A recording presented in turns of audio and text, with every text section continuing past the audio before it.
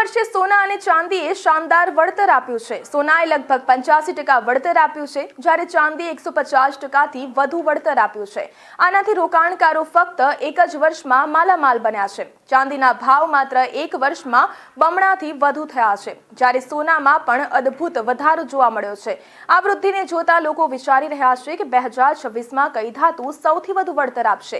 Multi commodity માર્કેટની દ્રષ્ટિએ સોનાએ આ વર્ષે 78% વળતર આપ્યું છે, જે પ્રતિ 10 ગ્રામ 75,233થી વધીને 1,38,676 પ્રતિ 10 ગ્રામ થયા છે। દરમિયાન ચાંદીએ આ સમયગાળા દરમિયાન 150%થી વધુ વળતર આપ્યું છે, જે પ્રતિ કિલો 85,146થી વધીને 2,23,730 પ્રતિ કિલો થયા છે। આ સમયગાળા દરમિયાન નિફ્ટીએ 10.18% વળતર આપ્યું, જ્યારે આનો સ્પષ્ટ અર્થ થાય છે કે સોના અને ચાંદીએ શેર બજાર કરતાં વધુ વળતર આપ્યું છે, જેના કારણે રોકાણકારો અને સોના અને ચાંદી તરફ વળ્યા છે।